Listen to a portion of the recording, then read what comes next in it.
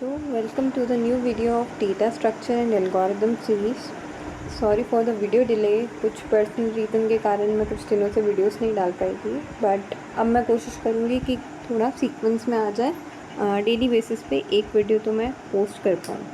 ठीक है, इस आज की वीडियो में बच्चों हम पढ़ने वाले थे, जैसा कि मैंने आपको लास्ट वीडियो में बताया था कि मैं आज आपको एक क्वेश्चन कराऊँगी इस वीडियो के अंदर, जिसमें कि हम पढ़ेंगे अबाउट कैसे हम एक पोस्टफिक्स नोटेशन को इवैल्यूएट करते हैं यूजिंग अ स्टैक।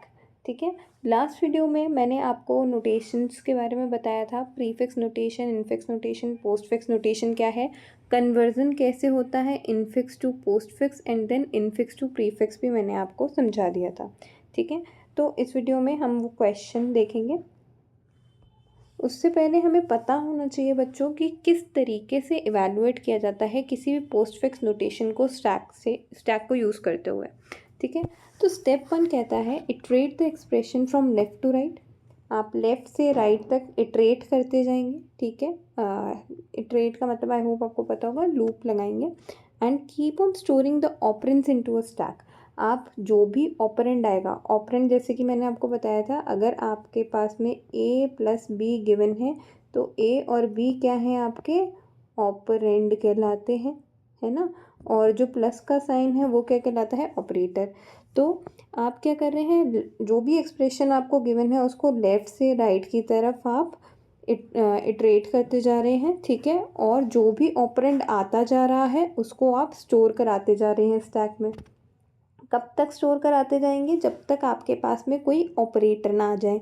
जैसे ही कोई ऑपरेटर अराइव होता है, ऑपरेटर के अराइव होते ही आप क्या करेंगे, टॉप के दो कोई से जो टॉप के दो ऑपरेंड्स होंगे उनको आप क्या करेंगे, पॉप कर देंगे स्टैक से। ठीक है, अब जैसे मान लो आपकी स्टैक में था 5 और दूसरा एलिमेंट था 2। ठीक है, अब एक ऑपरेटर आ गया सपोज़ प्लस का, तो क्या होगा, सबसे पहले आपने 2 निकाला प्लस, फिर पहला ऑपरेंड निकाला 2, देन ऑपरेटर लगाया एंड फिर उसके बाद में आपने नेक्स्ट ऑपरेंड निकाला 5। इसको इवैल्यूएट किया, आया आंसर 7। इवैल्यूएट करने के बाद आप क्या करेंगे, जो भी आपका रिजल्ट आ रहा है उसको वापस से स्टैक में डाल देंगे। तो अब आपकी स्टैक में क्या स्टोर हो जाएगा, 7 स्टोर हो जाएगा। ठीक है, और इसको हम तब तक कंटिन्यू रखेंगे जब तक कि आपका पूरा एक्सप्रेशन सॉल्व नहीं हो जाता। आई होप आपको समझ में आ गया होगा कैसे काम करना है पोस्टफिक्स नोटेशन को जब भी इवैल्यूएट करना हो स्टैक को यूज़ करते हुए। तो सबसे पहले आपका काम क्या है, इटरेट करेंगे आप अपने एक्सप्रेशन को फ्रॉम लेफ़्ट टू राइट। ठीक है, और लेफ़्ट टू राइट इटरेट करते हुए आप जो भी ऑपरेंड आते जा रहे हैं उसको स्टैक में डालते जाएंगे। उसके बाद कब तक डालते जाएंगे, जब तक कोई ऑपरेंड नहीं आता। जैसे ही कोई ऑपरेंड आता है, ऑपरेंड आते ही अब आप क्या करेंगे, टॉप के दो जो भी ऑपरेंड आपने स्टैक में स्टोर कर रखे हैं उनको पॉप आउट करेंगे, उनके ऊपर आप ऑपरेशन परफॉर्म करेंगे, इवैल्यूएट करके जो भी रिजल्ट आ रहा है उसको वापस से आप स्टैक में डाल देंगे। और ये तब तक करते रहेंगे जब तक पूरा एक्सप्रेशन आपका सॉल्व नहीं हो जाता। ठीक है, आई होप आपको समझ में आ गया हो। एक क्वेश्चन करते हैं, क्वेश्चन देखते हैं, उससे जल्दी समझ में आएगा। क्वेश्चन कुछ ऐसा है बच्चों, 2 3 1 मल्टीप्लाई प्लस 9 एंड माइनस। ठीक है, तो इसको हम सॉल्व करते हैं। सबसे पहला स्टेप क्या कहता है, लेफ़्ट से राइट की तरफ जाओ और जो ऑपरेंड आता जा रहा है उसको स्टैक में डालते जाओ। तो पहला ऑपरेंड क्या दिखा मुझे, 2, मैंने डाल दिया। सेकंड स्टेप में देखो मुझे क्या दिख रहा है, अभी हमारे पास 2 तो था, अब मुझे एक और ऑपरेंड दिख रहा है 3, मैंने उसको भी स्टैक में डाल दिया। ठीक है, इसके बाद मुझे एक और ऑपरेंड दिख रहा है 1, तो मेरी स्टैक में क्या क्या था, 2 था, 3 आ चुका था। ठीक है, अब क्या दिख रहा है, 1, मैंने उसको भी स्टोर करा लिया। ठीक, अब क्या दिख रहा है बच्चों, एक ऑपरेटर दिख रहा है, ऑपरेंड नहीं। तो ऑपरेटर के आते ही मुझे क्या करना था, टॉप 2 एलिमेंट्स को पॉप आउट करना था। तो पहला एलिमेंट मैंने पॉप आउट किया, मेरे पास क्या आया, 1। ठीक है, फिर उसके बाद में ऑपरेटर लगाया और सेकंड एलिमेंट मैंने पॉप आउट किया, क्या आया, 3। रिज़ल्ट क्या आया इसका, 3। इसको मैंने अब अपनी स्टैक में डाल दिया। स्टैक में एक एलिमेंट 2 तो था ही, और अब जो मेरा रिज़ल्ट आया उसको भी मैंने स्टैक के अंदर स्टोर करा लिया। ठीक है, आई होप यहाँ तक समझ में आ गया होगा। अब नेक्स्ट स्टेप में देखो क्या हो रहा है बच्चों, नेक्स्ट स्टेप के अंदर हमारी जो स्टैक है उसमें क्या क्या है, एक 2 है, एक 3 है, और अब हमें क्या दिख रहा है, एक ऑपरेटर।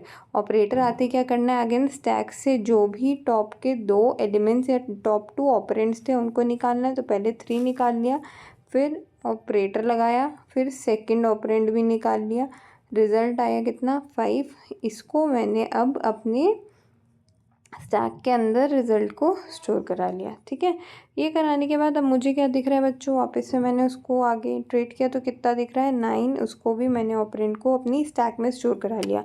अब मुझे दिख रहा है एक ऑपरेटर। ऑपरेटर दिखने पे क्या करूँ, पहले टॉप 2 जो ऑपरेंड्स हैं उनको बाहर निकाल लेंगे। 9 निकाल लिया, माइनस सेकंड ऑपरेंड भी निकाल लिया, 5, कितना आया, 4। ठीक है, तो अब आपकी स्टैक में आपका रिजल्टेंट 4 वैल्यू स्टोर्ड है। और आपको कब तक ये करना था, जब तक आपका पूरा एक्सप्रेशन सॉल्व नहीं हो जाता। तो पूरा एक्सप्रेशन सॉल्व हो चुका है, फाइनल रिजल्ट क्या मिला है, 4, जो कि आपका आंसर है। ठीक है, तो ये आई होप आपको क्वेश्चन समझ में आ गया होगा किस तरीके से सॉल्व किया है। अगर कब फिर भी किसी को कोई प्रॉब्लम हो, किसी स्टेप में इशू हो रहा हो, ये कैसे आया है, तो आप मुझे कमेंट बॉक्स में लिख करके बता सकते हैं। मैं आपकी प्रॉब्लम को वहाँ पर सॉल्व कर दूँगी। ठीक है, तो आज की वीडियो यहीं तक रखेंगे।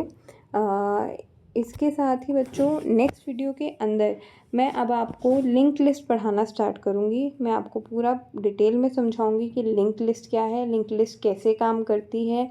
ठीक है, लिंक लिस्ट पे क्या ऑपरेशन परफॉर्म होते हैं, लिंक लिस्ट कितनी तरह की होती है, सारी चीज़ें जो भी लिंक लिस्ट से रिलेटेड है, इम्प्लीमेंटेशन, एल्गोरिदम, सब कुछ मैं आपको नेक्स्ट वीडियो में बताऊँगी।